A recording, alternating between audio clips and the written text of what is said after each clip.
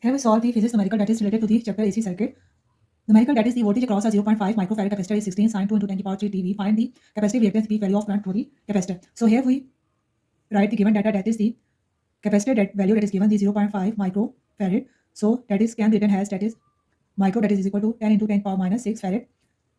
Voltage that is applied across the capacitor, that is the V is equal to 16 sin 2 into 10 to the power t V. If we compare this equation by the formula of the alternating voltage, that is equal to V is equal to V naught sin of omega P. If we compare this equation, we know that the V naught that is equal to 16 omega, that is equal to 2 into 10 to the power 3.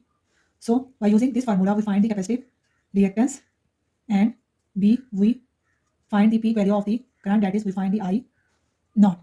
So here we use the formula of the capacitive reactance, that is equal to 1 over omega C, and here we find the value of omega, that is 2 into 10 to the power 3. So here we write that 2 into 10 to the power 3, and the capacitive formula, that is the 0.5 into 10 to the power minus 6 farad. So here we find the capacitive reactance, that is equal to 10 into 10 to the power 3 ohm. So we can write it as the is equal to 1000 ohm. So here we find the Xc, that is equal to 1000 ohm.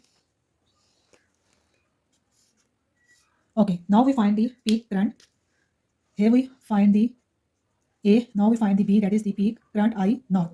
Here we're using the formula of the Ohm law, that is equal to V naught is equal to I naught. Here we resistance, we use the resistance of the capacitor, that is the capacitive reactance. So we find the formula of I naught peak current by dividing the peak voltage over capacitive reactance. So here put the value of the V naught, that is equal to 16, capacitive reactance that we find the 1000.